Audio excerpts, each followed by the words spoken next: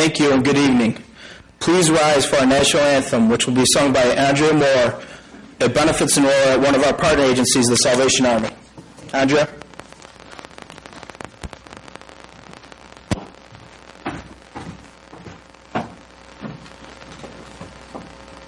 Oh, say, can you see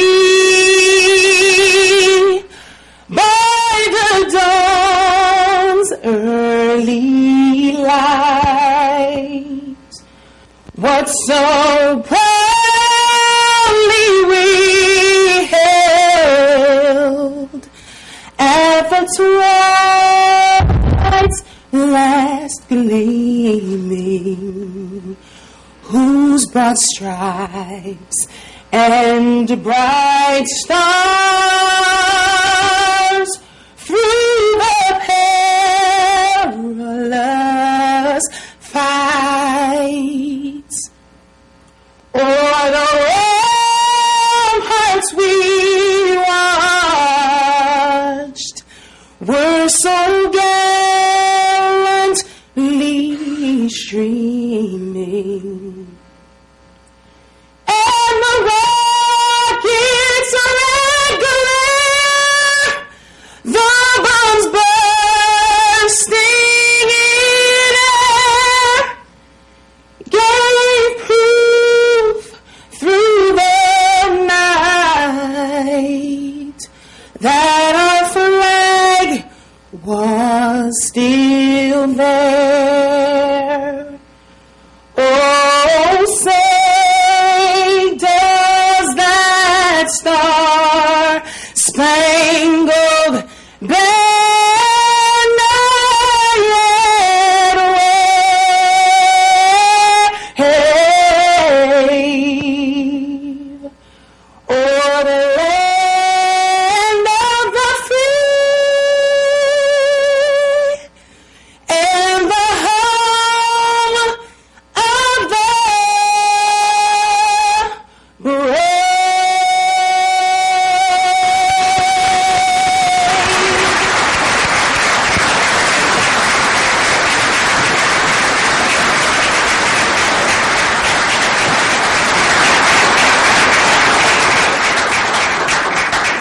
Thank you, Andrea, for a great performance. And thank you, everyone, for coming tonight to hear our County Executive, Joni Mahoney, deliver her State of the County address. I'm Ryan McMahon, Chairman of the Onondaga County Legislature, and I would like to thank the County Executive for asking me to kick things off tonight. It was just about a decade ago when I used to go to Lemoyne College and roam these halls, and my professors would tell you I learned a lot, and my friends would tell you that I played too much. And I'm proud to report that they were both accurate in both those assessments. The first few months of this year have been very productive at the county legislature. We've been dealing with the tough issues facing our county. For example,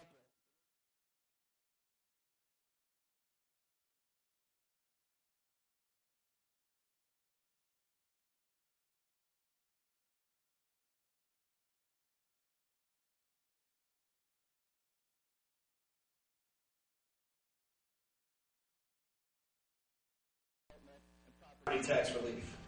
I believe we have a very strong partner in Joni Mahoney to work with us to transform our county and our region, and I look forward to working together with the county executive and her team, as well as my colleagues, over the next 2 years. It's now my pleasure to introduce Provost of Lemoyne College, Linda Lamora, the Vice President of Economic Director of Economic Affairs.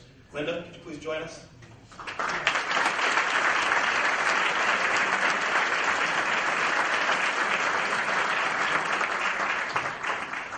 Good evening, everyone. It is my honor to welcome you to the Lemoyne College campus, or the Heights, as we affectionately call it, to hear County Executive Joni Mahoney's 5th State of the County address. Our president, Dr. Fred Pistello, wishes that he could be here tonight, but he had a previously scheduled engagement with college alumni out of town.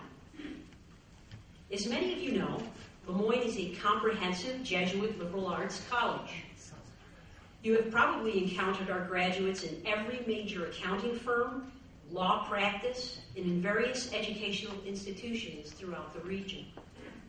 Our graduates may have cared for you in their roles as doctors, dentists, physician assistants, and nurses. You will also find our graduates serving in political office and on numerous boards throughout this community. They are among the most successful entrepreneurs and business people in the region, and they continue to champion efforts aimed at sustainable environmental stewardship. More than half of our alumni choose to reside within an hour of our campus to live, work, and serve their communities. And we are thrilled that so many of our graduates are so deeply embedded within the fabric of the region where we are located. While we are a young Catholic Jesuit college, we are part of an intellectual tradition that dates back to 1548.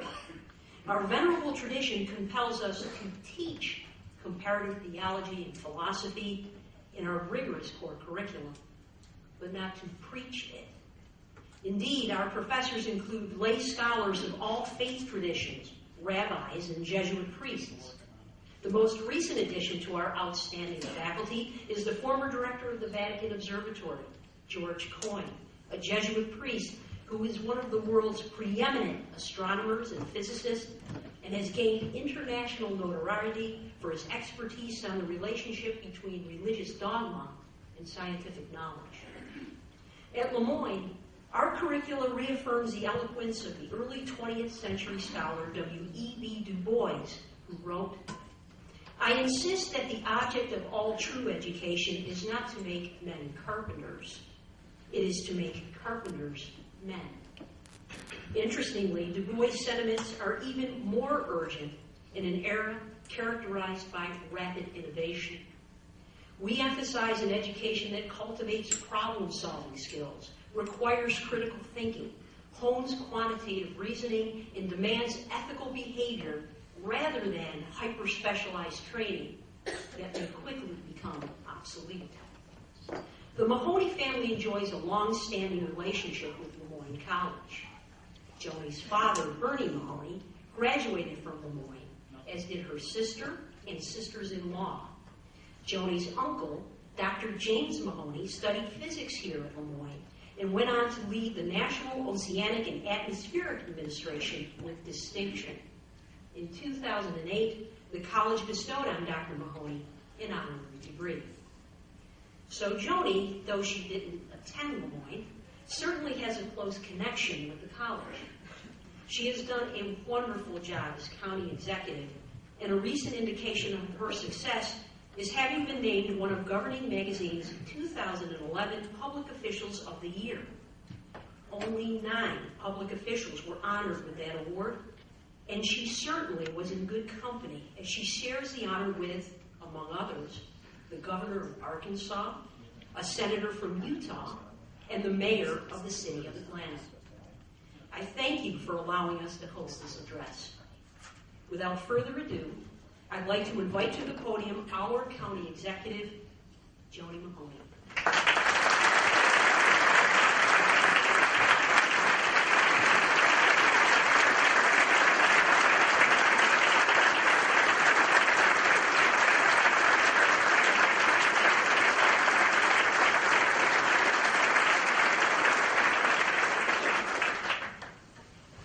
Thank you very much.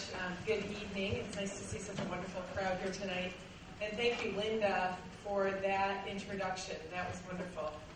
Chairman McMahon, thank you for your comments. I am enjoying working with you. And Andrea Moore, I appreciate you being here tonight. That was a wonderful rendition of the national anthem. I think your job.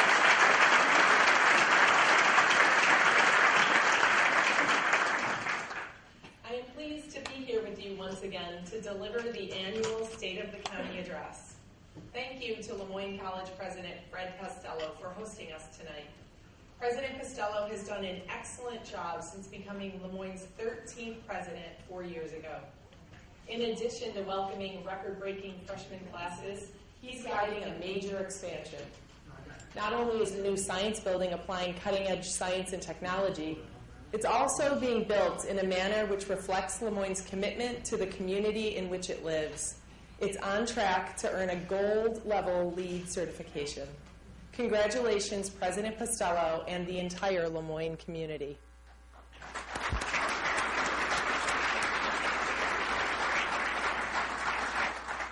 Also joining us tonight from Lemoyne is Lemoyne College Provost and Vice President for Academic Affairs, Dr. Linda Lemura, whom you've already heard from. Dr. Lemura is only the second provost in the history of Lemoyne College. She is highly respected and very active in our community. Linda, we are grateful for all that you do.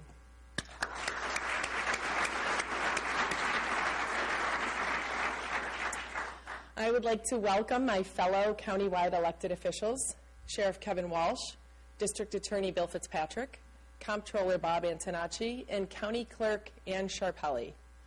Tonight is a milestone for Ann Sharpelli. After serving 16 years as our county clerk, Ann has announced that she will retire at the end of the year. Thank you for your service, Ann. You will be missed, and I wish you and Tony all the best in your retirement.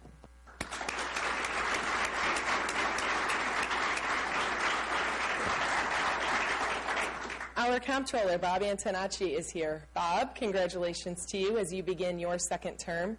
It's been a pleasure to work with you on behalf of the taxpayers of Onondaga County. I have at times been very impressed by the level of detail with which Bob can work. With $1 billion being spent annually in our county, no detail is too small to draw Bob's attention. As I stand here tonight, I can assure the taxpayers of Onondaga County that your tax dollars are very carefully watched and are safe in the capable hands of our comptroller, Bob Antonacci. Nice work, Bob.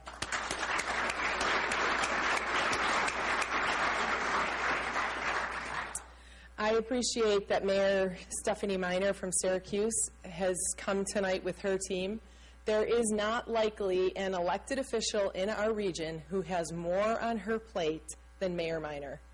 When I think my job is tough, I need only look down Montgomery Street to put things in perspective.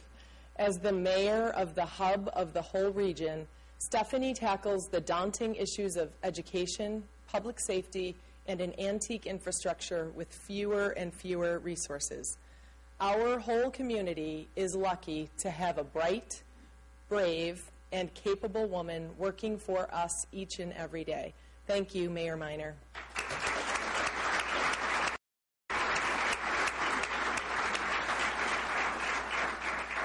There are also people representing our state legislators, members of the Syracuse Common Council, elected officials from towns and villages, and superintendents from our school districts here tonight, and I'd like to thank all of you for joining us as well.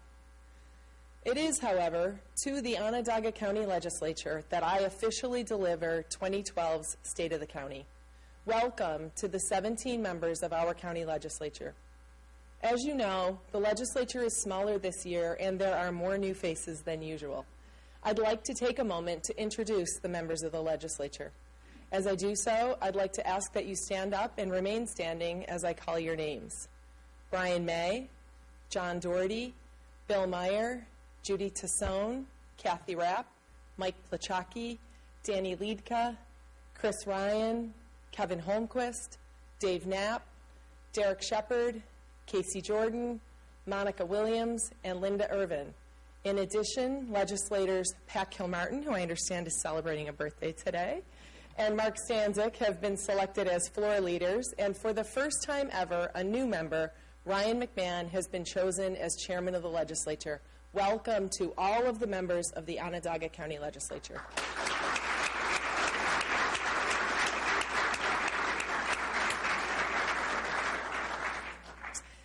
As I reflect on my first term, I am proud of what we have all accomplished together. When I delivered my first State of the County in 2008, the horizon was very different. No one anticipated the devastating impact of the financial collapse that would occur later that year. The collapse put serious strains on the finances of every layer of government, and it seems as if I spent most of my first term managing a crisis. Now, with what we hope is the worst behind us, we are poised to emerge from this crisis stronger than when we entered it. Onondaga County is a leaner, more efficient, and nimble government. Very few municipal governments can say that they have a better credit rating in 2012 than they did in 2008. Onondaga County is one of those governments, and it's because we all worked together and put smart policies in place when we needed to. We didn't simply put our heads down and hope for better days. We looked forward and made difficult decisions. We cut spending, reduced the size of our government, made Onondaga County government more efficient, elevated transparency, and we moved our county forward. Cooperation and compromise between the executive and legislative side, while not always easy, delivered the leadership our residents deserve.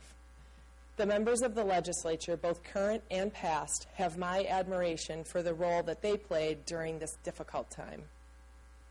At the same time that we were making government more lean, we were also keeping an eye on our friends and neighbors who were struggling, and we ensured that we met our obligations to those in our community who were in need.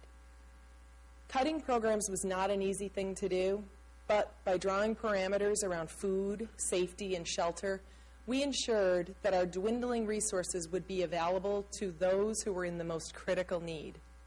By making those decisions and by trying always to do things in a better and smarter way, we were able to be there for many more of our neighbors without spending any more money. In some cases, we saw double-digit increases in the number of people using our programs, and we met the need without expanding the size of our county government. Wise decisions, strong leadership, and creative solutions were found all across county government. Our county employees continue to impress me day after day, and I thank them for all they have done.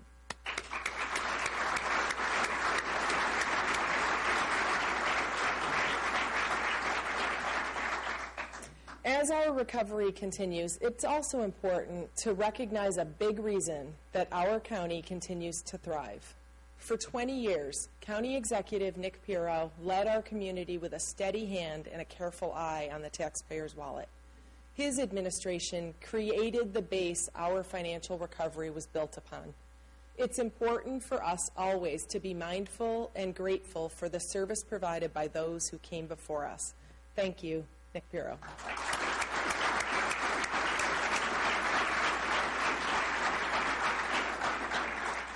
As I mentioned, our bond rating is strong. For many years, we've delayed necessary capital projects, and this year we plan to do a lot to catch up. The low bond rating means that we can borrow the money to make the necessary improvements and pay low interest rates. Both county employees and outside contractors will be put to work this year undertaking $8 million in projects in our Parks Department, $20 million in facilities, and more than $100 million to continue the revitalization of Onondaga Lake. We're also working to reduce our operating costs by decreasing the amount of office space leased by the county and addressing long overdue improvements to aging trails and roadways in our county parks system. I'd like to thank the members of the legislature for approving these projects. There's never been a smarter time to borrow money to undertake these necessary projects, and at the same time, we're putting people in our community back to work. With the improvements in our park system comes great news that the county legislature voted last month to approve a new lease between the county and the Syracuse Chiefs.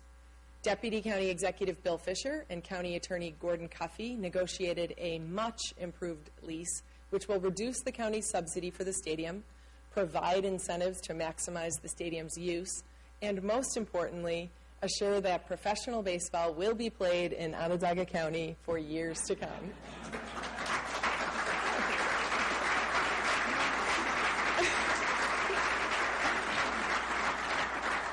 I'd like to thank the Simone family, Bob Scallione, and the entire Chiefs organization for the work that they also did to make this possible. Staying on the topic of parks, some of you may have heard that Syracuse Jazz Fest has been evaluating new locations to host its festival. I am honored and privileged to announce to you tonight that Syracuse Jazz Fest has selected our very own Jamesville Beach to be the host for the 2012 festival. This is excellent news.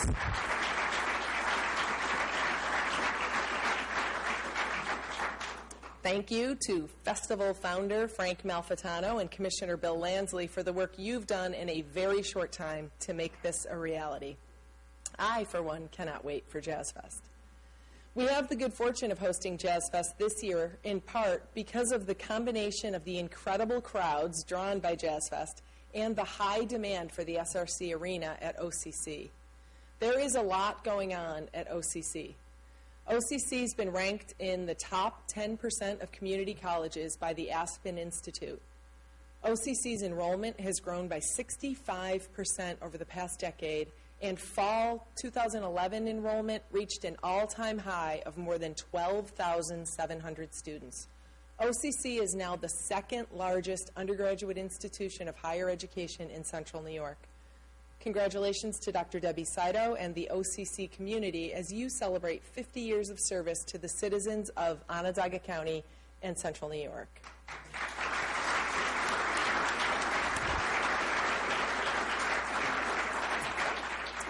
And this was just an incredible year for Save the Rain under Deputy County Executive Matt Millet's leadership. It's hard to believe, but if we hadn't changed course, we would just now be finishing up the construction of a fourth sewage treatment plant in the city of Syracuse. Instead, we took the road less traveled, and the results have been nothing less than phenomenal. We committed to and exceeded advancing 50 green infrastructure projects last year, and by the end of 2012, we will already be halfway to our goal of capturing 250 million gallons of water per year by 2018. We are well ahead of schedule. We're continuing with an ambitious schedule for this year, and I encourage you to check the Save the Rain website during the year to watch these great projects. When we made the decision to move toward a more environmentally friendly solution to our stormwater problems, we did so for one simple reason. It was the right thing to do for our community. While the projects themselves have been exciting, the unintended consequences have been incredible. Onondaga County is now a national leader in the use of green infrastructure. Stories have been written, right?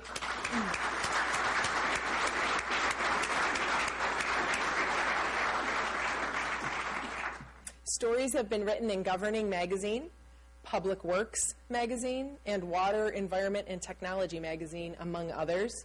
We were recently featured on a nationally broadcast PBS series called Designing Healthy Communities, and our story has been told in the widely circulated video series from the National Resources Defense Council called Rooftops to Rivers.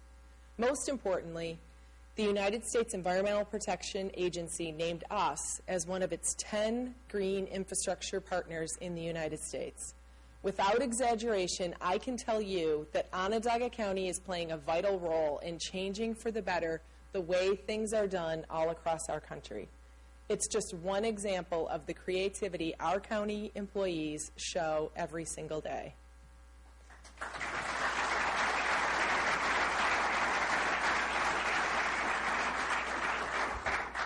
In our Emergency Communications Department, Commissioner Bill Bliley is working with our counterparts in Oswego, Madison, Cortland, and Cayuga counties to study the opportunities for consolidation of 911 services. Onondaga County's invested in state-of-the-art technology which can serve population beyond our borders. So it makes sense to see if there may be partnerships we can form in the interests of efficiency, and the 5 counties are doing just that. The smooth transition that we had when we consolidated the town of Skaneateles' 911 operation with ours has given us valuable perspective about how to move forward. I'd like to take a minute to recognize one of our public safety dispatchers. Todd Hall is the recipient of a 2011 American Red Cross Real Hero Award, which was presented in December. He was recognized for successfully guiding a caller and assisting her daughter through a delivery of her child. Congratulations, Todd, and thank you to you and all the talented staff at 911 for the great work that you do every day.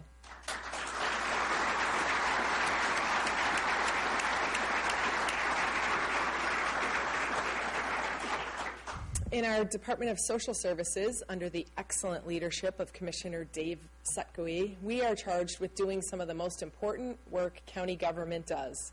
We help those who need help. And again, our employees do what they do very well.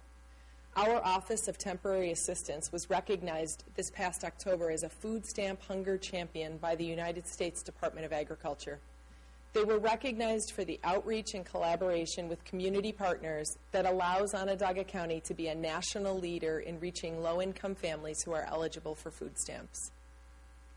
And sticking with our Department of Social Services, We are working hard to ensure children are growing up in a safe and healthy environment. We've made a number of investments in the child welfare system, such as our new OnCare system of care. Our efforts have resulted in a 45% decrease in foster care placement since 2005 and a 43% decrease in foster children living in highly intensive, high-cost institutional care since 2006. These decreases are far exceeding state averages. And these programs dovetail smoothly with our commitment to say yes to education. Say Yes is an all-encompassing effort that puts the necessary support pieces in place to assist children in successfully completing school. Keeping our children with permanent, supportive families improves academic outcomes. We've partnered with the Huntington Family Center, and together we're accomplishing this in dramatic fashion. For reasons such as academics, attendance, family, or medical, school children are referred to Huntington's Family Support Program. In 2011 alone, 342 families, which included 1,038 children, were referred to and served by the Family Support Program. We have seen great results. 96% of those served reported progress. 99% reported that the services helped connect them to needed supports. And since the program's inception 4 years ago, only 3 children have been directed to out-of-home placement. Helping create an environment where families can stay together is critical to helping children achieve academic success and reach their full potential. In the area of juvenile justice, we've saved $2.2 million over the last 4 years implementing a new policy which shifts from a focus on detaining youth who pose no public safety risk to one with enhanced community-based services that provide better outcomes. Onondaga County's approach caught the attention of Governor Cuomo, who proposed similar reform for the whole New York State juvenile justice system. Our leadership role has resulted in additional funding from the state to provide supervision, keep our community safe, and offer the services that children need. Governor Cuomo's proposed budget for this year takes statewide reform even further, and we look forward to continuing our work in this area. Also, under the leadership of Deputy County Executive Ann Rooney, a team of county employees has made significant progress in our discussions with Upstate Medical University regarding Van Dyne Home and Hospital. We are very lucky in our community to have a visionary leader like Upstate President and CEO Dr. David Smith. David is someone who sees the possibilities of what a teaching hospital can be and who has succeeded in bringing his vision to reality. Not surprisingly, a transaction of this magnitude involves complex negotiation among many entities. We are approaching the end of the negotiations with Upstate, and I'm optimistic that we will have good news to announce in the near future. In 2011, Onondaga County continued fulfilling its commitment to the men and women who have served our country. When veterans come home to Onondaga County, retired Marine Lieutenant Colonel Bob McLean and our Veteran Services Agency are there to provide support. This past year, we assisted in a cooperative effort among Syracuse Habitat for Humanity, National Grid, and the VA Medical Center on a new partnership that's helping veterans in need. These organizations worked with the U.S. Department of Housing and Urban Development on an agreement that will create opportunities for homeless and low-income veterans to purchase homes. Syracuse Habitat for Humanity is close to completing the first 2 specially adapted affordable houses on Syracuse's west side for veterans. This is the first Habitat project of this kind in New York State and one of only a few in the entire country. It's the right thing to do and will allow people who fought for America to achieve the American dream of homeownership.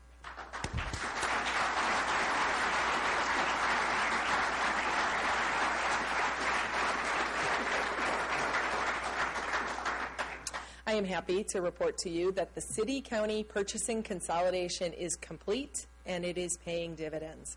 In addition to adding interested towns and villages, Purchasing Director Sean Carroll is exploring the possibility of including additional school districts as well as fire departments. Looking back on the decades-long debate surrounding a combined purchasing operation and now witnessing its smooth transition and resulting benefits should encourage all of us to continue to find ways to work together. Thank you, Sean, for the hard work that you have done to move us forward.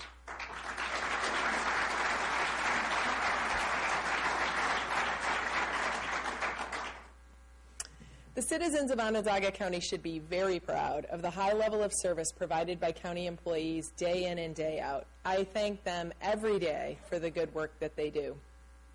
Despite all of the great work that we are doing locally, we are still tremendously affected by what happens in state government.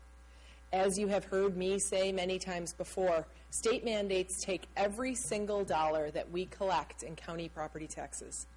There is reason, though, this year to be cautiously optimistic. Long derided as the most dysfunctional legislature in the country, the change in Albany in the last year has been dramatic. Governor Andrew Cuomo came into office and he got results in his first year. The members of the Assembly and Senate heeded his call to put politics aside and get this state moving again. They worked across the aisle and delivered an on-time budget that actually spent less money than the year before. It was truly impressive and much appreciated by all of us who are charged with managing municipalities in New York State. This year, the governor is continuing to help. He has once again proposed a budget that closes the deficit and is balanced. But more importantly, he kept his word about state mandates. The governor promised that last year's property tax cap was only the first step and that mandate relief would come next. We took the governor at his word and have been very relieved to see real, concrete mandate relief in his budget. The governor proposed a 3-year phased state takeover of Medicaid growth, a change which would save Onondaga County nearly $500,000 in the first year alone. Over 5 years, the savings would exceed $23 million. That is real relief for property taxpayers and a great start to the mandate relief that we so desperately need. Governor Cuomo is also proposing a new tier to the state pension system. It is very important to note that the proposed Tier 6 would have no effect on current public employees whatsoever, but it will reduce the cost to county government for new employees. In 2008, our pension bill was just over $15 million. In 2012, our pension bill will be more than $39 million, which equates to a 156% increase in the past 5 years alone. Our taxpayers cannot keep up with the cost of pensions, and changes have to be made. To understand the magnitude of the expense, consider that over $37 billion was paid into the New York State Pension Fund last year. To be clear, that's $37 billion for just 1 year. If we were to send a bill to every man, woman, and child in New York State for their share, you would each receive a bill for $1,944 to pay for public pensions in 2012. I encourage our state representatives to please support the governor as he tries to bring property tax relief to our property taxpayers. During a time when there's gridlock in Washington and we see the change in Albany, we are very encouraged. There's a tendency with politics for people to focus on the negative, so it's important to acknowledge how quickly our state government is changing how it works. Last year's session was the most successful in modern history, and this year's session can continue the momentum. Locally, our 2012 budget sets the property tax levy at $148 million, and with the costs for state mandates at $175 million, we are becoming even more reliant on sales tax revenues. Last year was a better year for sales tax receipts. The infusion of tax dollars from our visitors on the bowling tour, combined with a gradually improving economy, is moving us in the right direction. While we might find some relief in the improving sales tax receipts, it's important to keep in perspective the severity of the economic downturn that we've endured. The 2011 sales tax receipts are encouraging, but they are just now surpassing the 2008 levels. As you can see on the screens, the trajectory of our sales tax revenues has been significantly altered by the downturn, and tens of millions of dollars in sales tax revenue is forever lost. These lost revenues are why we've had some of the most difficult budgets in the history of Onondaga County. While our department heads and our budget departments have done a very good job finding ways to make us more efficient, there are still difficult budgets ahead. Our early projections put the 2013 budget gap at about $20 million. As a result, I'd like to announce the creation of an interdisciplinary task force to help close future structural budget gaps. Our employees have the best working knowledge of county government and are best positioned to help us find additional innovative approaches to lower our costs. I'm pleased, too, that County Legislators Danny Liedke and Mike Plachocki will join this task force, and I expect their recommendations in July as we compile the 2013 budget proposal. As I begin my second term, I'll continue to support the framework we have built around working together to make things better. I think you'll be pleased to hear about the progress we've made on some of the policies we've been working on. This summer, we'll unveil a final draft of a new sustainable development plan for Onondaga County. We have had a thorough and thoughtful public process to develop a plan for our community. We can no longer accept sprawl without population growth, and we must focus on reinvestment and rehabilitation. Don Jordan, Megan Costa, and our whole planning team have worked very hard and are putting an excellent plan together which will ensure that we make smarter growth decisions. Good land use planning helps to preserve natural areas, improve air and water quality, create walkable communities, support transit, reduce energy usage, and improve livability for our residents. Our land use patterns and infrastructure investments play a big role in how sustainable we can be as a region. We know we're stronger when we work together as a region on tough issues like sprawl, and we must have the policies in place to encourage cooperation. With flat population, growth in one town will mean vacancies in another town. Policies that pit us against each other don't always serve us well as a region. It's with that in mind that I would like to propose a new program designed to support sustainable development. Our new Sustainability Pays initiative will recognize the fact that we are one region and we will rise or fall together. We must be thoughtful about how we go forward as a community and as a region if we're going to be competitive and succeed. Onondaga County will do its part and continue to expand the cooperation and vision for Central New York. I'll look forward to sharing more details with you as we put our budget together this fall. Part of our effort to support sustainability includes recognizing the tremendous asset we have in our local farm community. Agriculture in Onondaga County is a $137 million per year industry. It makes good business sense to create an environment where farmland protection, local food production, and preservation of our rural landscape are key elements of our planning effort. I am creating the Onondaga County Agriculture Council to ensure that county government works to promote and preserve Onondaga County's strong farming tradition. The council will work to strengthen and enhance connections between our urban and suburban core to rural agricultural areas, and it will work with government to review, improve, and develop pro-agriculture, farming-friendly practices that will make it more likely for our local farmers to stay in business. I am pleased that legislator Dave Knapp has agreed to co-chair the new council. Thank you, Dave.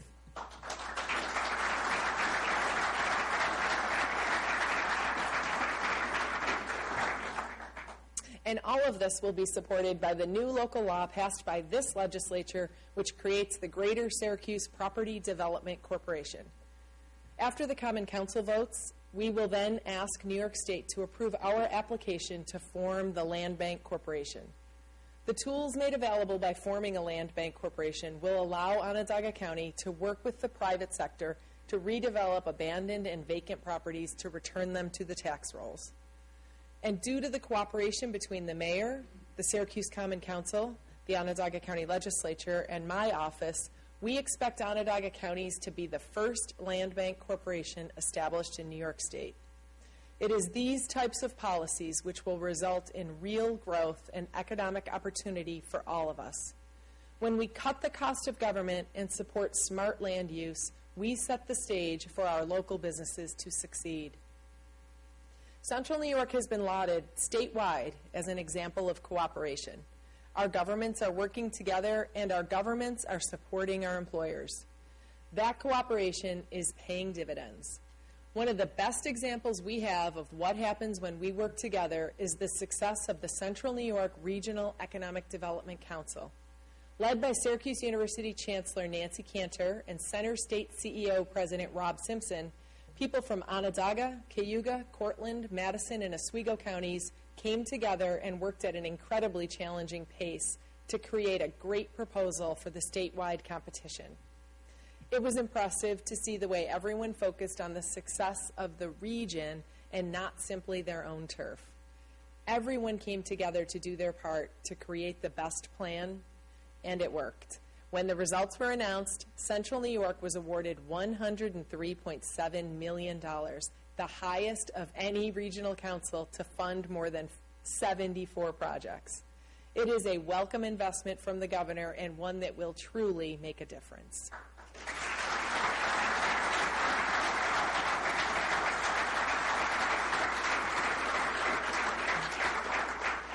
You can see the signs of success because there are more and more every day.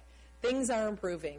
In fact, according to Center State CEO's website, our region ranks #1 as the most affordable place to live.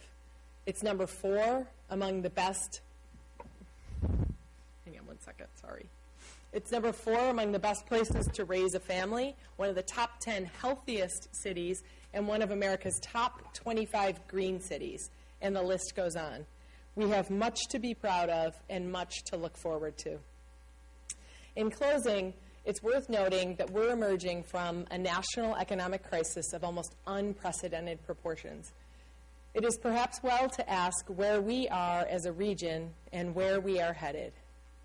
During my first campaign in 2007, I would ask people where they thought our region was headed and what we could do better. It was surprising how many people talked about cranes and the fact that they didn't see any in Syracuse. Cranes. When people were given an opportunity to evaluate our progress as a community, they counted the cranes to do so. Cranes don't just pop up because government wants them to. Cranes are used when government creates policies that provide opportunities for others to succeed. The cranes are a result of responsible actions by government, but they're also a symbol of progress, economic growth, and prosperity. Today, the landscape in Onondaga County is dotted with cranes in the sky. Thank you to everyone who has helped make that possible.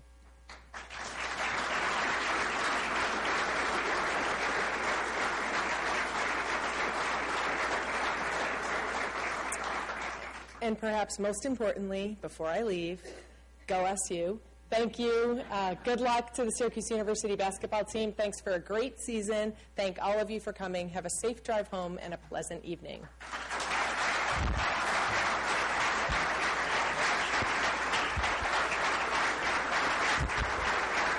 Hey, man. Thanks.